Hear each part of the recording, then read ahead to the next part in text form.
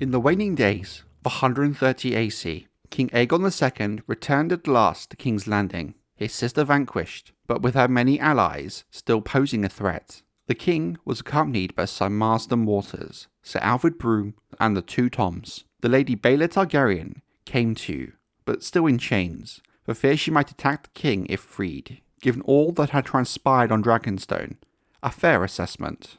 Aegon was escorted by 12 Velaryon war galleys, while the king himself and his party sailed upon a battered old trading cog named Mouse, owned and captained by Marilda of Hull, the mother of the Velaryon bastards Adam and Alyn. If Mushroom is to be trusted, the choice of the vessel was deliberate. Lord Alyn might have shipped the king home aboard Lord Aethan's Glory, or Morning Tide, or even Spice Town Girl, the pride of his fleets. But he wanted him to be seen creeping into the city on a mouse, as the dwarf says. Lord Alyn was an insolent boy and did not love his king, harbouring much resentment for the losses he suffered during the war from both sides of the fight. The king's return was far from triumphant, with little to no spectacle. Still unable to walk due to his broken legs, King Aegon was brought through the river gate in a closed litter during a very quiet time of the day and carried up Aegon's high hill to the Red Keep. They crept through the near silent city, past the deserted streets, abandoned homes and looted shops.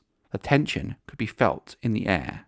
The steep, narrow steps of the Iron Throne proved impossible for him as well. Henceforth, the restored king must need hold court from a carved, cushioned wooden seat at the base of the true throne, with a blanket across his broken, twisted, shattered legs. Though in great pain, the king did not retreat to his bedchamber again, nor avail himself of dream wine or milk of the poppy, but immediately set to pronouncing judgments upon the 3 dayfly kings who had ruled King's Landing during the Moon of Madness. The squire was the first to face his wrath, and was sentenced to die for high treason. A brave boy, Trystane was at first defiant when dragged before the Iron Throne, that is, until he saw Sir Perkin the Flea standing with the true king. That took the heart from him, says Mushroom, but even then the youth did not plead for innocence or beg for mercy, but asked only that he might be made a knight before he died.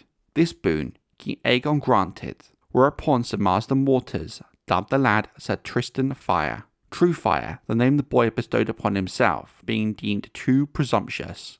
After Sir Alfred Broom struck his head off with Blackfire, the sword of Aegon the Conqueror. The fate of the Cunning King, Daemon Palehair, was kinder by far, given the boy's young age. Having just turned 5 years old, the boy was spared on account of his youth and made a ward of the crown. This action confirmed suspicions for many that there was some truth to the claim of Daemon being a Targaryen bastard. However, his mother Essie, who presumed to silence save Lady Esselyn during her son's brief reign, confessed under torture that Daemon's father was not the king or any Targaryen, as she had previously claimed, but rather a silver-haired oarsman of a trading galley from Lys. How much truth can be gained from the confessions of torture is debatable. Daemon being of Targaryen blood or that of a common man made no difference. Being lowborn and unworthy of the sword, Essie and the Dornish whore Sylvania Sands were hanged from the battlements of the Red Keep, together with 27 other members of King Daemon Palehair's court, an ill-favoured assortment of thieves, drunkards, mummers, beggars, whores and panders. Lastly, King Aegon II turned his attention to the preacher, the shepherd, the man responsible for the destruction of the dragon pit and the death of so many of the Targaryen dragons. When brought before the Iron Throne for judgment, the prophet refused to repent his crimes or admit his treason, but thrust the stump of his missing hand at the king and told his grace, "We shall meet in hell before the year is done," the same words he'd spoken to Boris Baratheon upon his capture. For that insolence, Aegon had the shepherd's tongue torn out with hot pincers, then condemned him and his treasonous followers death by fire. On the last day of the year 241, the shepherd's most devout followers were covered in pitch and chained to poles along the broad cobbled thoroughfares that run eastwards from Cobbler's Square up to the Dragon Pit. As the city septs rang their bells to signal an end to the old year and the coming of a new, King Aegon II proceeded along the streets, thereafter known as the Shepherd's Way, rather than Hill Street as before, in his litter, whilst his knights rode either side, setting their torches to the captive lambs to light his way.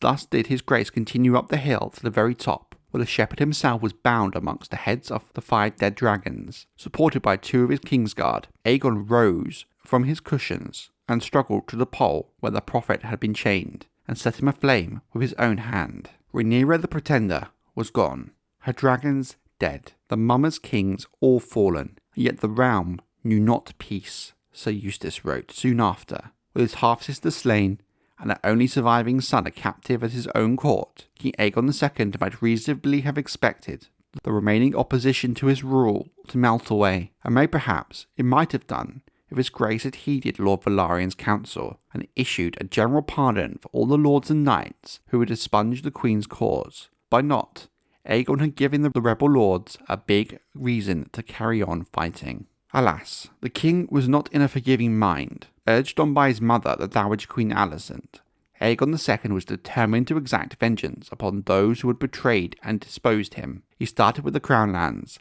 sending forth his own men and the Stormlanders of Boris Baratheon against Rosby, Stokeworth and Duskendale, and the surrounding keeps and villages. Though the lords thus accosted, through their stewards and Castellans, were quick to lower Rhaenyra's quartered banner and raise Aegon's golden dragon in its stead. Each in turn was brought in chains to King's Landing and forced to do obedience before the king. Nor were they freed until they agreed to pay a heavy ransom and provide the crown with suitable hostages. This campaign proved to be a grave mistake, but it only served to harden the hearts of the late Queen's men against the king. Port soon reached King's Landing of warriors gathering in great number at Winterfell, Barrowtown and White Harbour. In the Riverlands, the aged and bedridden Lord Grover Tully had finally died, and his grandson, Elmo, now at last Lord of the Riverrun, had called the Lords of the Trident to war once more, lest he suffer the same fate as Lord Rosby, Stokeworth and Darkland. To him gathered Benjicott Blackwood of Raventree, already a seasoned warrior at 13, his fierce young aunt, Black Ally, with 300 bows, Lady Sabbath of Frey, the merciless Lady of the Twins, Lord Hugo Vance of Wayfarer's Rest, Lord Jorah Mallister of Seaguard, Lord Roland Darry of Darry, and even Humphrey Bracken, Lord of Stonehenge, whose house had hitherto supported King Aegon's cause. Even more grave was the tidings from the Vale, where Lady Jane Arryn had assembled 1,500 knights and 8,000 men-at-arms, and sent envoys to the Braavosi to arrange for ships to bring them down upon King's Landing. With them would come a dragon. Lady Rhaenyra of House Targaryen, brave Baelor's twin, had brought a dragon egg with her to the Vale, an egg that had proven fertile, bringing forth a pale pink hatchling with black horns and crest. Rhaenyra named her Morning. Though years would need to pass before Morning grew large enough to be written to war, be a real threat, the news of her birth nonetheless was of great concern to the Green Council. If the rebels could flaunt a dragon, and the loyalists could not, Queen Alicent pointed out, small folk might see their foe as more legitimate. "I need a dragon," Aegon said, when he was told. Aside from Lady Rhaenyra's hatchling, only 3 living dragons remained in all of Westeros. Sheepstealer had vanished with the girl Nettles, but was thought to be somewhere in Crackclaw Point, or the Mountains of the Moon. The cannibal still haunted the eastern slope of the Dragon Mount. Silverwing, at last report, had departed the desolation at Tumbleton for the Reach, and was said to have made her lair on a small stony isle in the middle of a red lake. The answer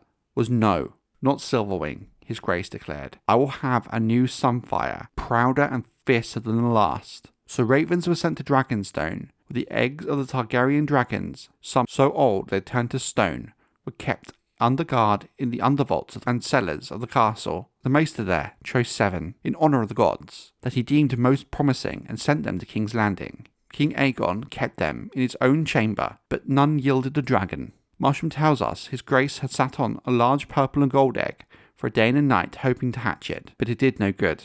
The king would not have his new Sunfire.